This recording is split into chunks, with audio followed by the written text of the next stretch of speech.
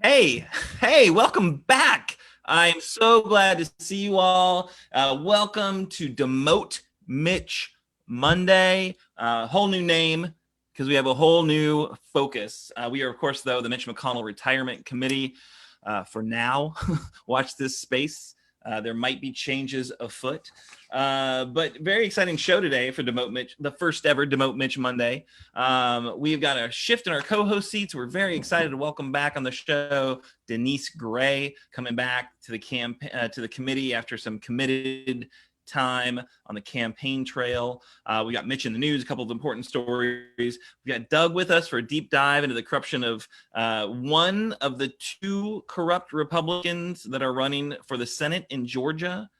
Georgia Senate, that's really important. That's a very important thing. But they've got so much corruption that we couldn't do it all in one episode. So you're going to have to come back next week to hear about the second corrupt Senate candidate in Georgia. And this week we've got a guest from Georgia, one of the Indivisible teams in Georgia. Hear from them about what they're working on, which is really exciting. And we've got an important call to action as well. Little teaser there. Georgia. So we're all about Georgia right now. But let's do a quick check-in with our hosts. Of course, who are you? Where are you? What does your protest sign say today? Of course, I'm Aaron, coming to you from lovely deed-restricted Childsburg, the south side of Lexington. My protest sign says today, Mitch better have my money. It's a classic. It's a throwback. I'm bringing it back, and it's very much in keeping what we'll be talking about in just a minute. And next, who we got? Who's joining us? Hey, everybody. It's great to be back. My name is Denise Gray, and I'm coming to you from the proud side of the north side of Lexington, where there is no restrictions upon us. And my protest sign says, I tried it. I did it. I gave it my all. That's it. Period. Yes. Thank you, Denise, for giving it your all. We're glad to have you back. I tell you what, I'm so glad you were there on the campaign. I'm glad, that you were putting it all in, because, that's what, sometimes in politics, it doesn't turn out the way you want it to. It seems like in Kentucky, maybe more often than not, it doesn't turn out the way you want it to. We are in a tough red state right now, but I know that the campaign was far better because you were on it. Sure. I know that we did what we could as an exterior group, but I'm so glad you were in the weeds, in the thick of it, and thank you so much for your service to our Commonwealth. Is really, I think, what it was. Because that is actually why I did it. It wasn't for myself at all, because I was perfectly fine working with the governor's office, and I was in helping Amy McGrath because I believed in Kentucky. I believed that we all each deserve a future where we can, each and every single one of us, from Eastern Kentucky to Western Kentucky, from the hollers to the hood, to make sure that we are all achieving and living a life that we should be living here in the state of Kentucky, that has access to internet, that has access to jobs, that has access to public education and higher ed, and the jobs that we all can make a real living on. But Kentuckians decided otherwise. But there was all that scary socialism they had to fight. There's all the baby killing that happened. There's all the just so many scary things. The guns, we were going to take their guns. Thank God that Mitch is back in there to keep people from getting their guns taken. Like the 8 years of Obama, where all the guns disappeared. And then thankfully they came back magically. for the 3 years of Trump, or 4 years of Trump. But hey, it's just great to be back. And you all, we just know that we have a lot of work to do in the Commonwealth of Kentucky. And I believe in each and single one of you all, but it's our job to make sure we reach out to those and outside of the 6th Congressional District, outside of Lexington, outside of Northern Kentucky, and reach the people who truly feel unheard. And that's why I'm here. I'm glad to be back, because this is what we do. Let's do it. Go. Let's do it. All right. So we're doing Mitch in the news right now, because Mitch is always in the news. because the MF is always making having an impact on the national Democrat or the national political scene. Unfortunately, there's rarely a positive impact, and that's the story we've got today for you from my end. This is actually from Fortune magazine. The headline is U.S. speeding toward COVID-19 stimulus cliff as relief programs approach December 31st expiration. So yeah, that's what's happening, right? So we got a new president-elect. Doesn't really matter what kind of crazy conspiracy legal theories are out there. President-elect Biden, and he has been behind the scenes working very hard to try to get Congress to do its job and reauthorize these CARES Act programs. Obviously, the House, people hate Nancy Pelosi. Mostly they hate her because they've been told by Fox News to hate her. But, a lot of people on Capitol Hill because she's so damn good at her job, right? So she has passed the HEROES Act, a very, very important bill to take care of the kind of coronavirus stimulus programs that we really do need. Mitch McConnell calls it a liberal wish list because, it takes care of like teachers and gives schools the PPE they need. It takes care of rural hospitals. It takes care of city and municipal and state governments that are in these kind of budgetary problems.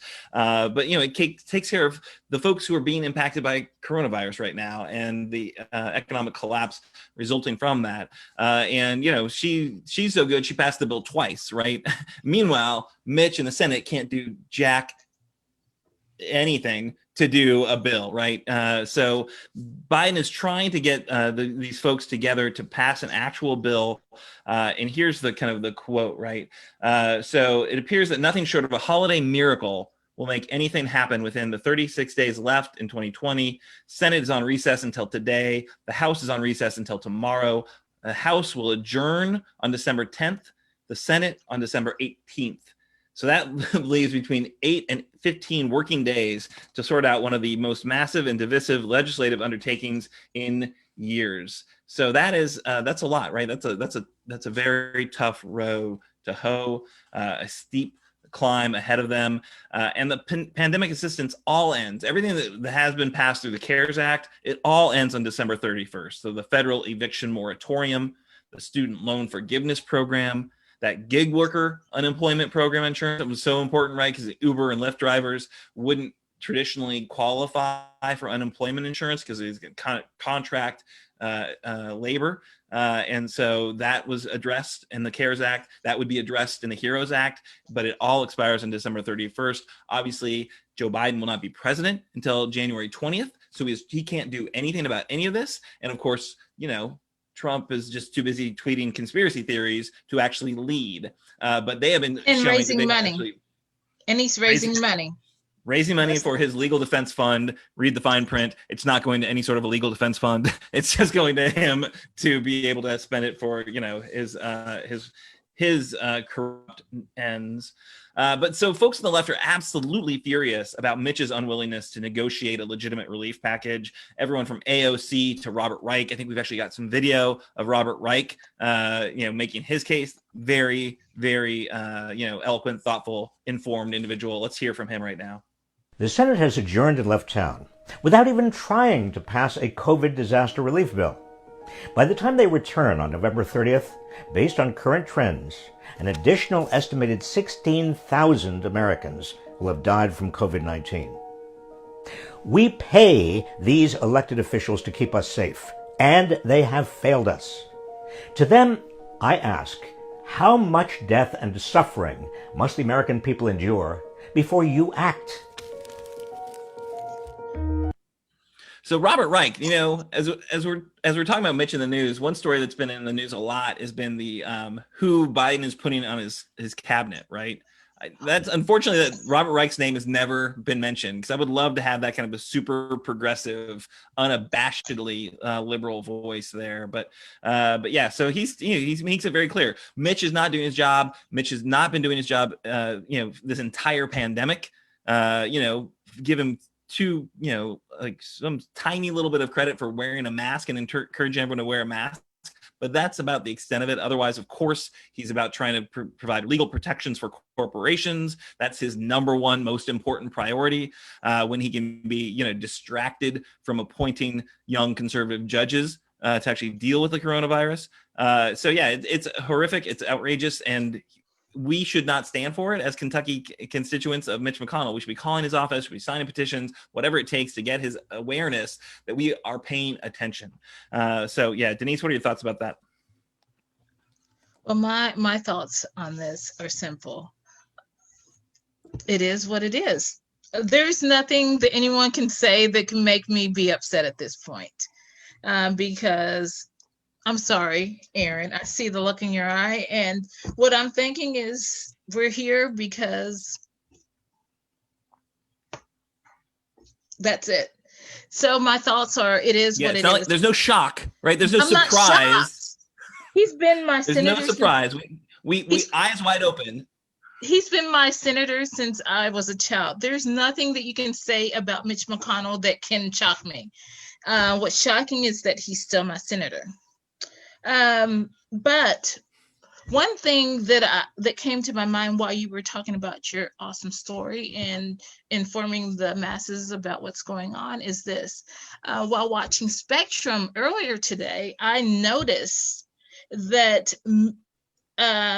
funding, there were a lot of funds that are going to help Kentuckians, such as those who are restaurant owners here in the state of Commonwealth of Kentucky. And the claim is that there isn't enough funds that the governor is offering to the restaurant owners. The issue is not the governor. The issue is the person who is blocking the funds coming to Kentuckians and to these small business owners. And that one person that has been reelected by Kentuckians is Mitch McConnell. He is the issue. And I know that everyone is looking towards Governor Andy Beshear, but everyone should actually be looking to Mitch McConnell, the person they just voted for. Which term? Which term is this of his? Is it seventh time? 6. Yeah. 6. Whatever it is, way too many. And the fact, so we're Kentuckians. We are complaining about the wrong political leader. We're complaining to the wrong person, and our complaints are falling on deaf ears because you're talking to the wrong person. The person that you should be complaining to is the person that are senators. We have Rand Paul, and we also do have Mitch McConnell. So when you're talking about funds that are coming to help us, such as what you just said, Aaron, such as the unemployment, such as, things to help regular Kentuckians make their ends meet in the middle of this pandemic is Mitch. And yeah, 100%. He's not getting the credit or the blame. He absolutely needs it. We need to focus on him. I think we got another story. There's somebody else. There's somebody else that needs some blame right now, and that is Mitch McConnell's buddy, Lindsey Graham, who was also up for re-election in November, and he he snuck through. He won his election, although every single thing that he said was a lie, and it was documented on live and living color in the press and in videos. He too was elected there. And so this story is this. So while the recount was taking place there in Georgia, not our own, but South Carolina's own Lindsey Graham made a phone call to the Attorney General of Georgia to ask him the following.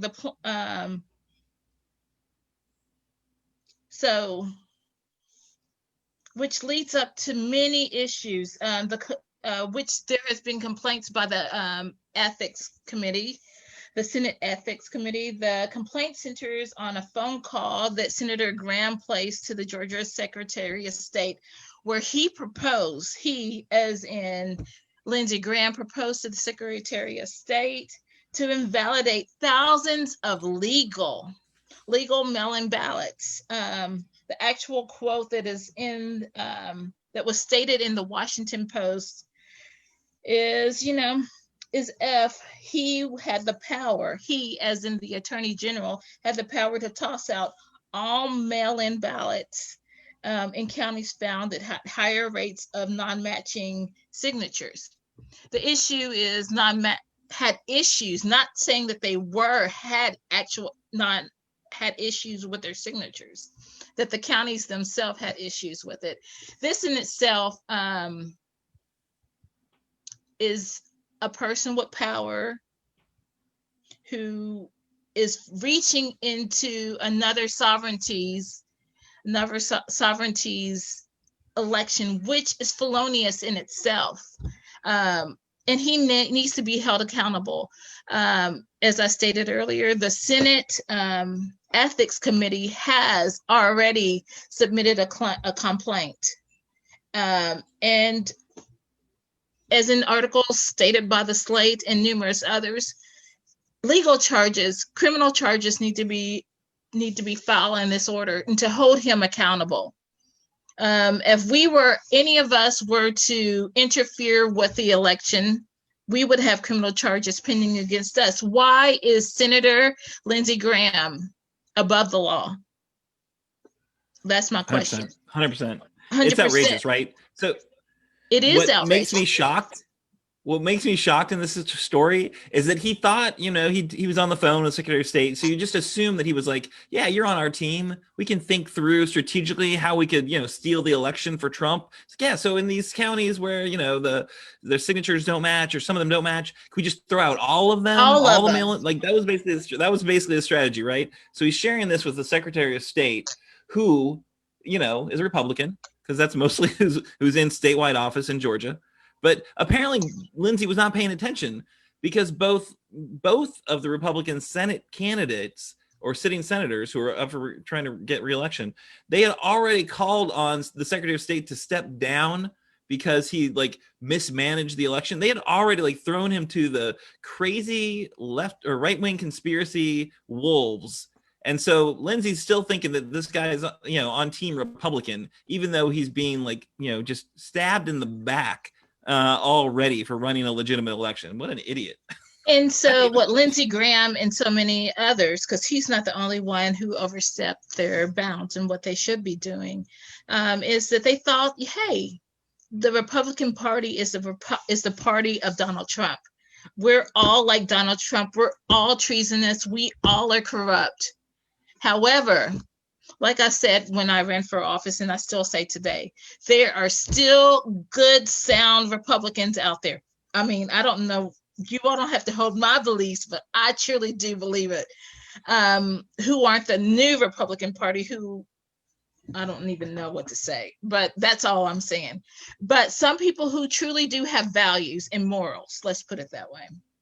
And when he reached out to they're out there. Yeah, it's far in between, It's slim pickings, but there are some out there who are great and have pure of heart, who just want to do their job and serve their citizens when they're elected.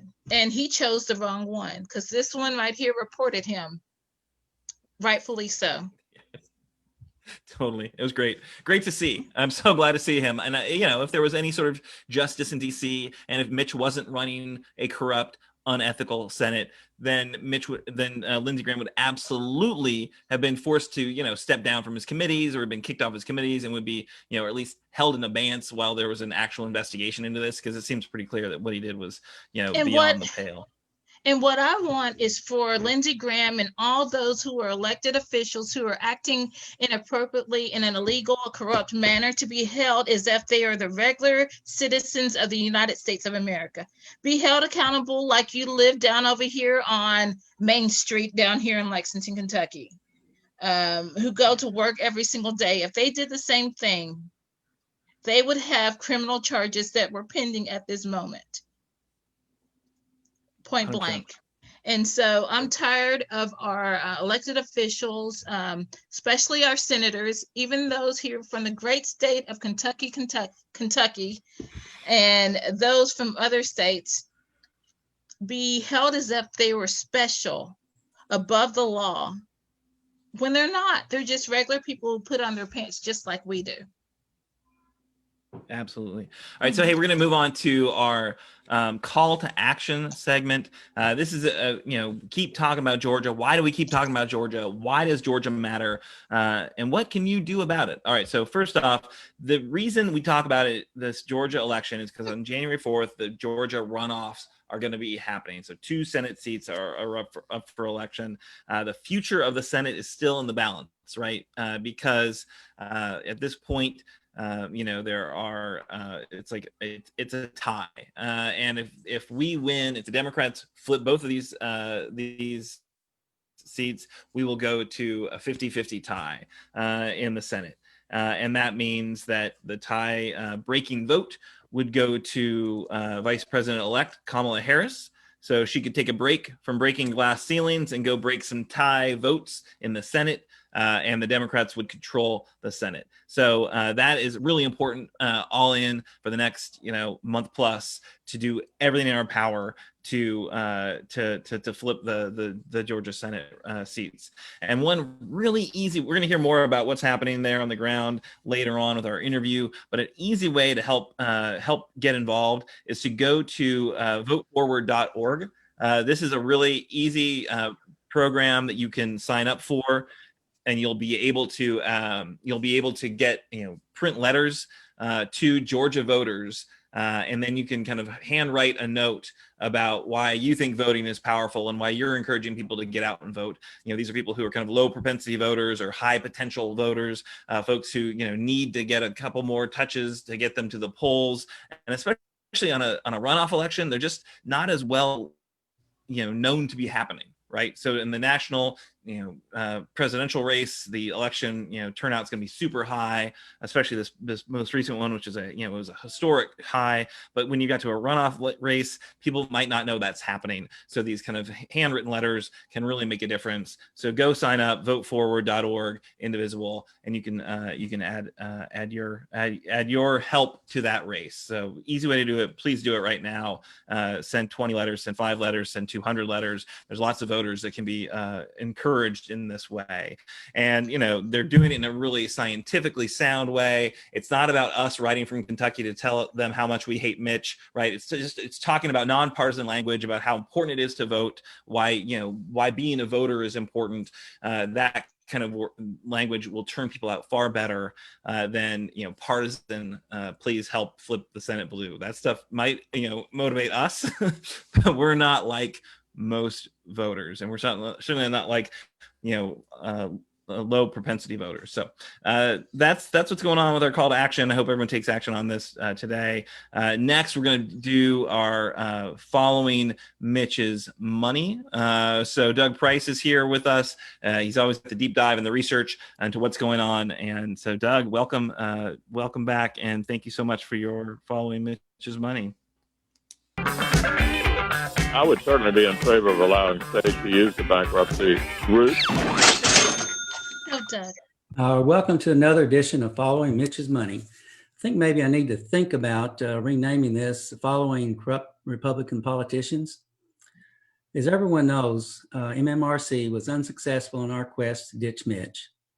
But there is another way to at least remove him as majority leader, as Aaron has already noted, and that does involve the January elections in Georgia. I decided that tonight I'm going to talk about one of those Republican candidates, Kelly Loeffler. She's running against the Democrat, Raphael Warnock. Kelly is 50 years old and married 65-year-old Jeffrey Sprecher in 2004. Apparently they met when she worked for him at a subsidiary he owned. She co-owns the Atlanta Dream of the Women's National Basketball Association. Her husband is CEO of the Intercontinental Exchange and chairman of the New York Stock Exchange. ICE, the company that he's CEO of, owns the New York Stock Exchange. Who knew that you could own the New York Stock Exchange? They have a net worth of 355 to 530 million, and she is probably the richest member of Congress. They reside in Tuxedo Park, Atlanta, in a $10.5 million, 15,000 square foot estate named Descante. They also own a $5 million condo I think maybe it's in Georgia or Florida, maybe close to the beach, but it's not on the water. She pledged to self-fund her campaign and so far has contributed about $23 million to the campaign. But there's a caveat to this. She loaned the money to her campaign, and on at least a portion of the money, she is charging interest on the loan. If you haven't figured it out, she loans her campaign money. She solicits contributions in hopes of paying herself back while earning interest on the loans to her campaign. And apparently this is all perfectly legal. But she goes out on the campaign trail and says, I'm self-funding, but you all give me more money so I don't have to self-fund as much. And we know who makes the laws. Funny how that works. She has positioned herself as a hard-right, Trump-aligned candidate. In September, she ran an ad where she declared she is more conservative than Attila the Hun, and which featured a photograph of her with Trump. Attila the Hun is remembered for saying of his powerful reign, "There where I have passed, the grass will never grow again." So what do you think? Isn't that a weird comparison? What does being more than conservative than Attila the Hun really mean? Within the last 6 months, she has been accused of buying, selling stocks based on private congressional briefings and may be the subject of an FBI investigation into insider trading. The Senate's Ethics Committee ruled that she had not violated ethics rules, and the DOJ dropped an investigation into her affairs. She solicited campaign donations in the halls of Congress during a November 18th Fox News appearance in an apparent violation of both Senate ethics rules and federal law. This is a quote from her. "Look, we know that hundreds of millions of dark liberal money is pouring into our state. That's why it's so important that everyone across the country get involved. They can visit kellyforsenate.com to chip in $5 or $10 and get involved and volunteer." She also posted a separate clip from the same interview conducted in the Senate building to her personal candidate Twitter page. That video links out to a campaign donation form. Senate ethics rules bar lawmakers from asking for contributions on federal property. I think probably the Senate building is on federal property, and federal statutes make doing so a crime.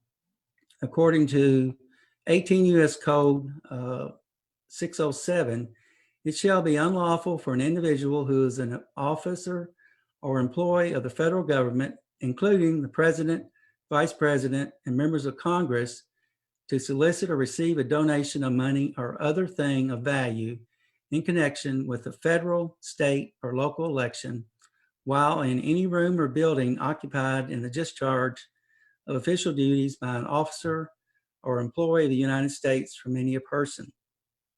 I think it's appropriate at this time to mention that Trump violates this law pretty much every day. Violators of the law says shall be fined not more than $5,000, imprisoned not more than 3 years or both. So I don't think we want to elect her because she might be in jail. Citing that criminal statute, the rules and standards of conduct maintained by the Senate Ethics Office say members and staff may not receive or solicit campaign contributions in any federal building. Does the old phrase, "where there is smoke, there is fire," apply to this situation? Of course, I cannot vote in this election. Some folks are actually moving to Georgia and getting registered in time to vote, but I can't leave Kentucky. But if I could, my vote would go to Raphael Warnock. Back to you, Aaron.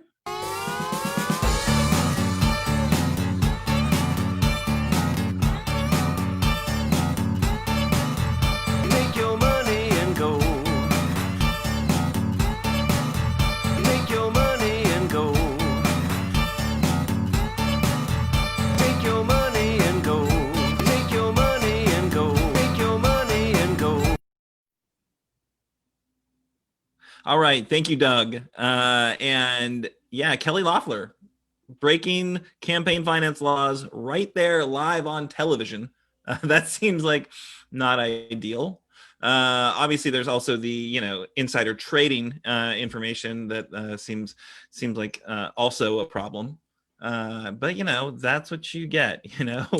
You appoint an incredibly rich person to serve as your senator, and they don't seem to understand anything except for money, right? It's like the world is all about money, which I think is a quite a contrast from Reverend Warnock, who of course is running against her and is of course is now the pastor from Martin Luther King Jr.'s old church in Georgia, which is from Atlanta, Georgia, which is really amazing. So, but we're excited about this race. We want to help out however we can, and so to find out how we could be of assistance, we wanted to hear what was happening on the ground. We are really excited to be joined tonight, right now, by Gail Cowie, who is with Indivisible's Georgia Coalition.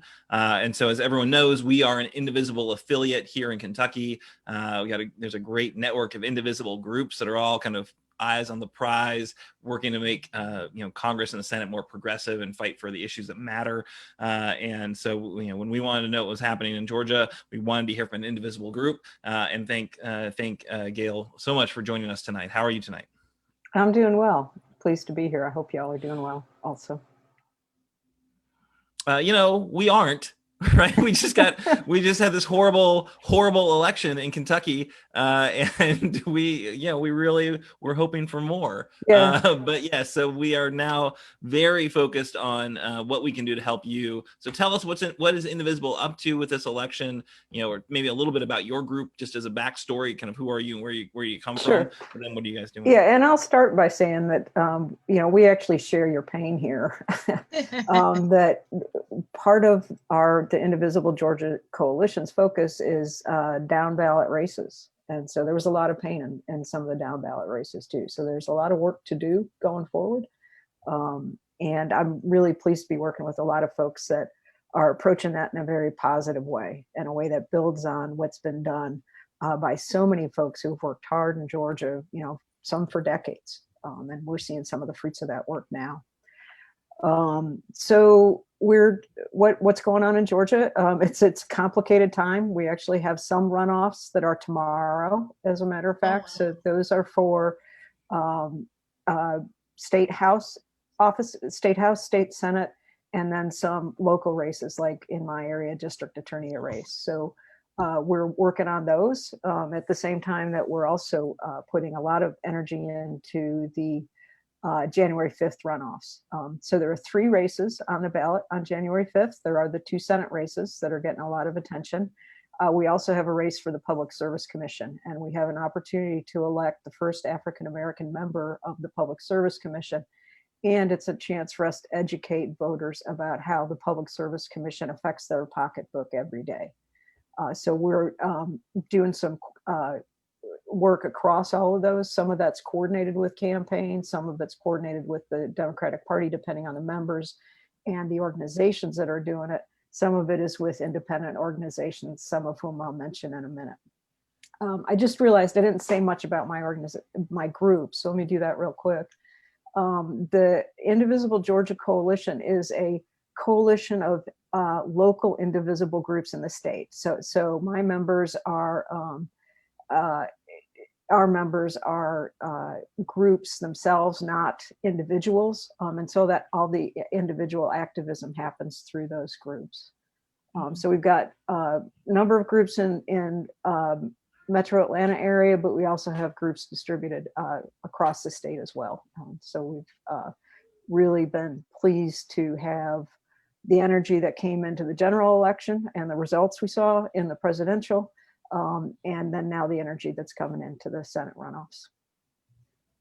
It's really impressive. I mean, Georgia flipping, for the presidential race was really, was impressive to see. Obviously, there's a lot of interest now. We had a very good story being told nationally about how important Georgia was. Stacey Abrams, obviously did an amazing job of telling the story and investing in the organizing. Latasha Brown and Black Voters Matter did amazing work just telling the story nationwide about how Georgia could flip, and the story of kind of the demographics of Georgia. If you put the time and the energy in, you could get the payoff in terms of the long-term organizing. That's really, really inspiring to see. Obviously, the demographics of Georgia aren't the same as Kentucky, but the fact that it was a red state, dependably red state, and now it is not, gives us some hope, and that we can maybe figure out, how can we shift Kentucky to similarly be in play. But tell us a bit about what kind of work you guys are doing. Oh, go ahead, Gail. Well, I was just going to say the strategies, and this is actually going to answer your question about the kind of work we're doing as well. The strategies that have helped move Georgia forward, they have to be adapted to specifics of individual states, but they're not that different. They're not applicable. They're applicable in other states. And one of the keys to that has been the emphasis that's been placed on expanding the electorate. And what I mean by that is both reaching people who are not registered and have never found a value in being registered, have never seen a reason to participate, and also reaching people who are registered but also have never found a value in participating, and sharing the messages about why voting affects their everyday lives. That's particularly important for us now in these Senate runoffs, because there's a lot of sometimes noise, sometimes discourse and good information at the national level and in the press about the effect on the Senate. And you mentioned this, Aaron, when I came on, you talked about some of that. The messaging that's really important to voters is how it affects their everyday life, because that's what motivates them to take time out of pandemic stressed, busy time to go ahead and get to the polls or vote by mail. So we have a voter registration window that's open until December 7th. So a lot of groups are working on reaching Georgians who are not yet registered, and informing them about why to register and about this particular unique opportunity in the Senate runoff. I do want to address one thing here about voter registration. And Doug in his remarks had said something about people moving to Georgia and registering. There's actually no evidence of that. It is illegal.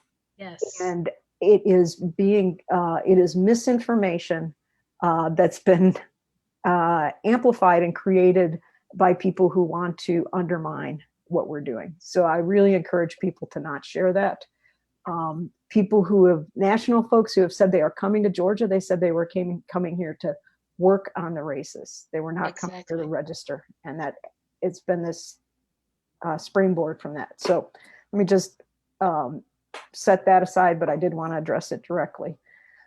It does relate to one other thing we're working on, though, and Fair Fight Action has really got a lead in this, is we're working on messaging and helping people find positive ways to get the word out and respond to misinformation without amplifying that misinformation.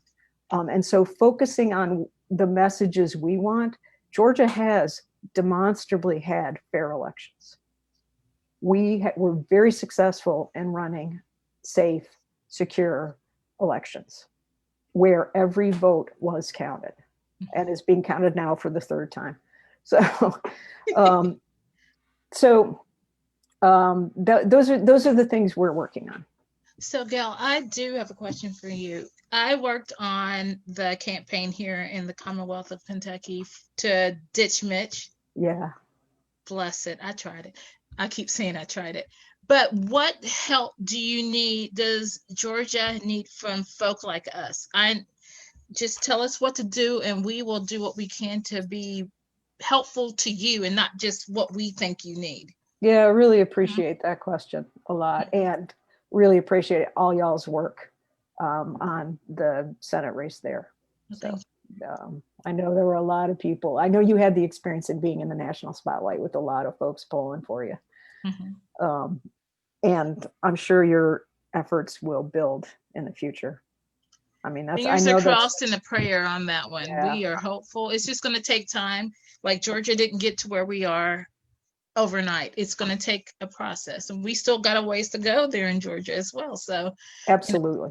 And that's something, I mean, I know I never lose sight of, Mhm. and I try to help our activists, our members, indivisible activists in the state also keep sight of that we're Mhm. making progress and there's a way to go. So what can y'all do? The first answer and the best answer is one that people doesn't like to hear, but donate. I mean, it really is true that money to the campaigns makes a big difference, and getting that money to them now allows them to start buying airtime, to expand their advertising footprint, as well as support their direct voter contact. And one thing I really like about Indivisibles is how creative all the indivisible groups around the country have been. So think about creative ways to do something with your network, family, and friends that helps bring just small amounts in, but small amounts add up. We had an example where somebody contacted us from out of state and said, look, we got 100 people ready to go. What can they do? And we said, boy, if every one of them gave $5, look, it'd be $500. So that's one. So donate to campaigns directly. As I said, Public Service Commission is Daniel Blackman. And then you all know the two Senate candidates, Reverend Warnock and John Ossoff. If you prefer, you can also donate to the groups that are on the ground doing direct voter contact, and the groups that have worked so hard to get us to where we are. Aaron mentioned a couple of them. I think New Georgia Project is one that's done a remarkable job on reaching voters and is focused on voter registration right now, up through that December 7th deadline.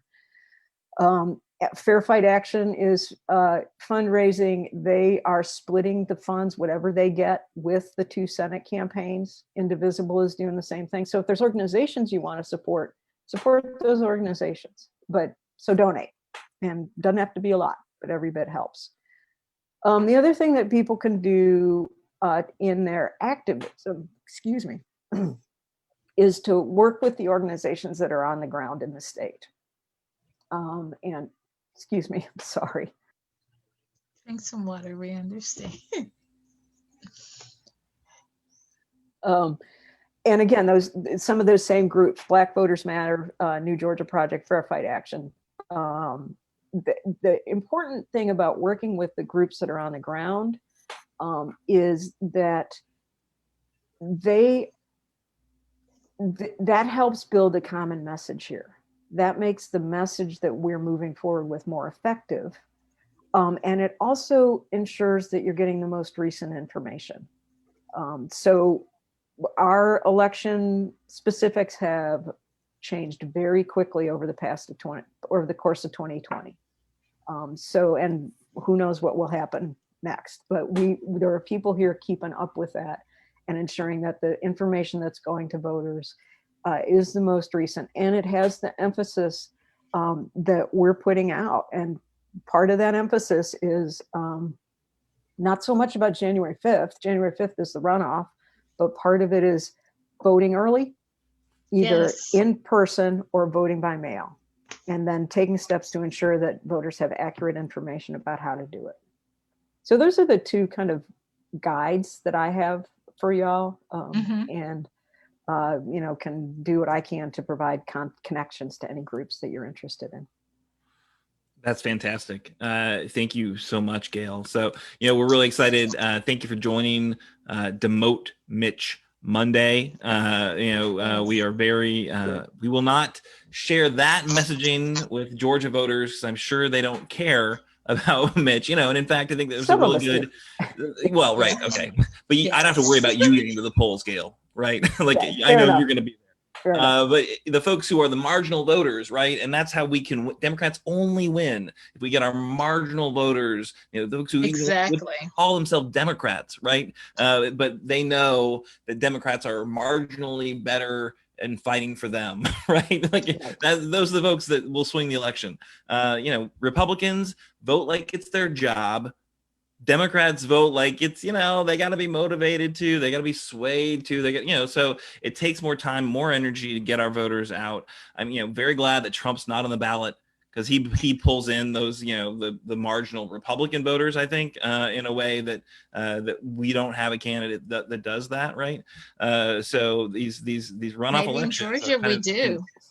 But maybe in Georgia, we do have two candidates who are bringing those voters who don't normally get out to vote. Maybe this is the time that they'll be like, yes, my vote matters, and actually vote.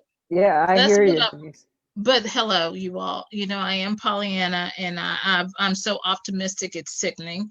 But let's just hope, and let's dare to dream, and let's do the work. Let's do the work, right? Hope and work. Yeah. So I'm more than happy to have some hope. But I think, I'm going to make a donation. I'm going to make 3 donations tonight, both to those Senate candidates. And I'm a big fan of the PUC and the work that they do. And I know that they can be owned by those utilities so easily. That money is, those kind of corporate money can really own a PUC, and that leaves people out in the cold. So Daniel Blackman's going to get a contribution from me. I think what's really important, though, is that we all do whatever we can, right? And let's keep, if folks in Georgia, make sure they go and register to vote right now, right? If if you've got Facebook friends, and the idea of moving to Georgia, you can't, don't move to Georgia to vote. But maybe if a student who recently moved to Georgia to go to school, they can vote. And make sure that they know how to register and that they're getting registered, and that folks, are just aware this election is happening, because again, this will be probably one of the highest, most engaged runoff elections in quite a while, but it's still going to be a huge drop off from that presidential, general race. So this is where, I think if we do a smart campaign, you can in fact win. Even in a kind of in a highly purple state that I guess Georgia is right now, if we can do the right kind of voter turnout, and if it's smart, and if it's effective and impactful, and if it's got the resources behind it, for sure. But yeah, directly to the campaigns, they get the best ad rate, so that money should go to their should go directly to the candidates' campaign, so they can get the most bang for your buck in terms of getting their messages out there. And their DVC is going to be the most targeted and impactful stuff as well. So Gail, thank you so much for joining us, and thanks for the work you're doing. Always happy to hear from another Indivisible group. Any final thoughts you'd like to leave us with? No, I mean, y'all, keep the optimism going, right? That's what leads to long-term change. And then just thank you all for all you're doing, and for what you've done and what you are doing. Mm-hmm. So appreciate the chance to be here. Awesome. We appreciate it. Cheering you all on and donating money, because we need you all. Thank you. Y'all take care. I appreciate it. All right. Have a great night. So yeah, we're going to need to continue to hold Mitch accountable, right? To do that, depending on what happens in Georgia in January, Mitch is likely going to be the key force keeping our nation from moving policy forward. That is absolutely a fight worth having, right? We have got to keep holding him accountable. So we as the Mitch McConnell Retirement Committee, we're having conversations about, what are we going to call ourselves moving forward? I think there's a lot of Mitch, I think we should ask him to retire. I think, each and every chance we have. We do need him to retire, but we also we have another senator in the Commonwealth of Kentucky, and his name is Rand Paul. Also not from Kentucky, also not serving the citizens of Kentucky as we should be served, period. No, absolutely. And also making us, like Mitch McConnell, a laughing stock there in the Senate. If you do a review of his questioning, the list of questionings and his behavior as his quote unquote status as a doctor, quote unquote, not board certified, but it's a laughing stock, and we need to, whatever the new name it is, it needs to make sure that we're holding our leaders, our elected officials, accountable. So I'm all for us in our debate about the name, and making sure that we're not so narrowly tailored that we're forgetting everyone that's making the decisions on our lives. Yeah, no, that's a good point. And I think, it's not just about the Senate.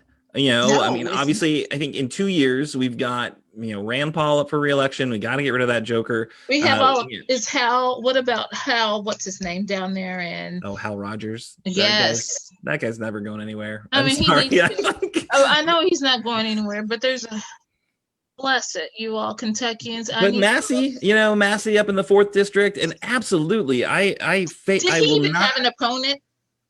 I will not. Oh yes, he did. He did. Alexander Owensby. We had her on. She was really great. What I know, and I don't know, I haven't talked to Josh, but I think that the 6th is winnable. I think it's certainly winnable in a race when there's not like the Trump tsunami, bringing the conservative voters out of the woodwork in a midterm election. I think that seat is absolutely winnable. It is. But it's going to take. And Josh is the candidate for us, but that's another topic. Right. He is a friend.